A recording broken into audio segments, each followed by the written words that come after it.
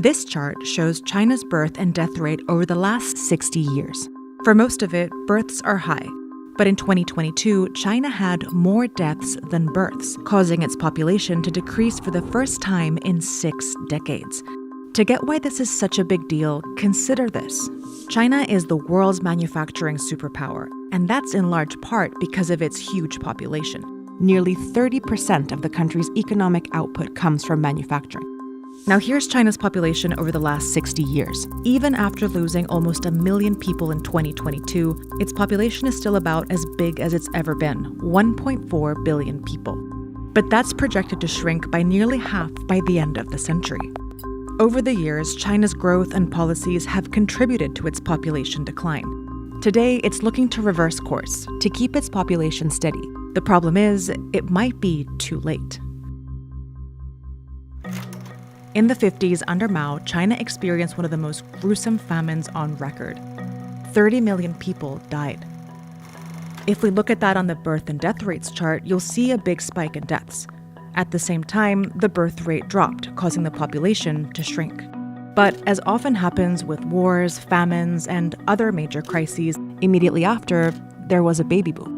Combined with global medical advances that decreased infant mortality rates, China's average family now had 6 children. The birth rate had skyrocketed, which the government saw as a big problem. The Chinese leadership realized the population was growing too fast and something needs to be done. The government came out with a policy. They called it later, longer, fewer. Later marriages, longer birth intervals, and fewer births.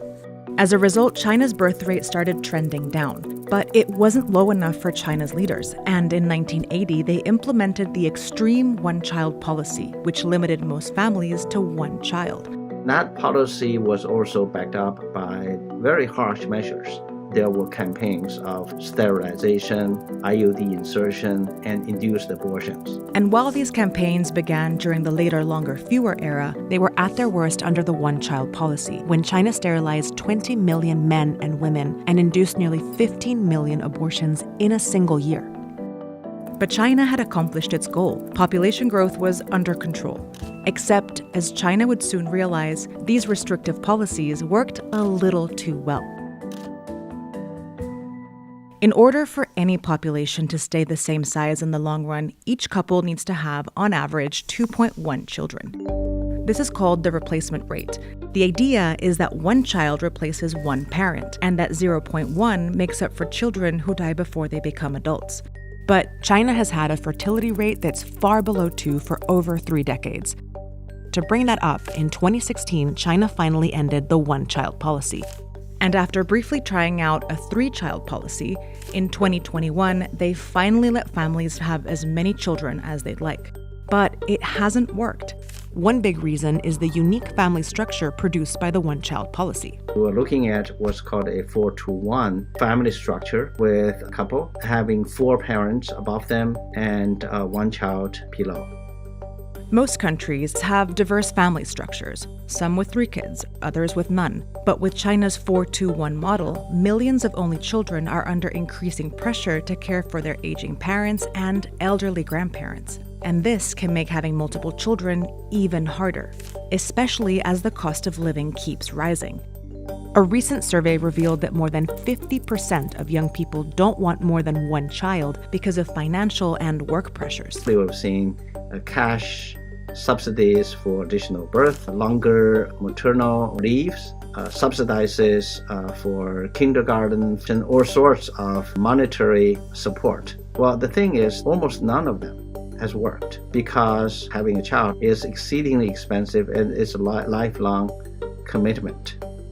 And so it's really actually hard to put a price on this. But China's population crisis isn't just about babies. It's also about the balance between young and old. If we look at population pyramids that show distribution by age, we see that countries like Kenya, with rapid population growth, look like this: wide at the bottom, representing a lot of new, young people, and narrow at the top. Countries experiencing slower growth, like the Philippines, are still triangular, but the difference between top and bottom is less pronounced. Now, take a look at China and notice the narrow bottom, so fewer babies, and the heavy top, a larger number of elderly people.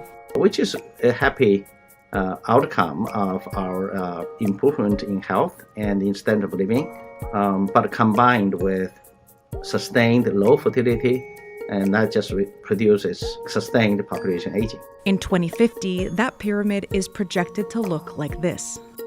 And that will further drive down China's population, shrink its labor force, and put the whole country in a uniquely difficult position.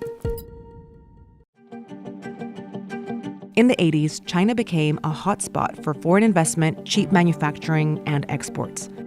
A generation later, it was shooting up the ranks and becoming one of the world's leading and fastest-growing economies by GDP. But not only did that economic modernization drive birth rates down further, it also didn't translate to an equally strong economy for everyone. If we look at the GDP per capita, the best indicator we have for standard of living, China is much lower than these high-income countries. China became a major world economy nearly overnight, but it's still a middle-income country. Many, especially in rural areas, haven't benefited much from China's economic boom. And China has yet to develop the necessary safety nets to support its aging population. To build the social infrastructure, like the social programs in healthcare and in pension, it takes time.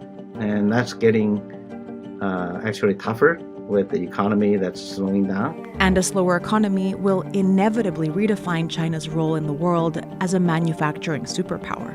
What this means for China, for the world, is that the resource constraints from within would also constrain the Chinese ambition and its global reach. In some ways, China isn't alone.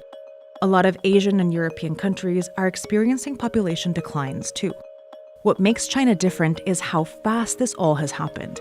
It was only 40 years ago that China started leveraging its booming population to become an economic superpower, all while still trying to stem population growth. Now that China's population growth is officially over, China may have to rethink its future, not just as a global superpower, but for its citizens at home, too.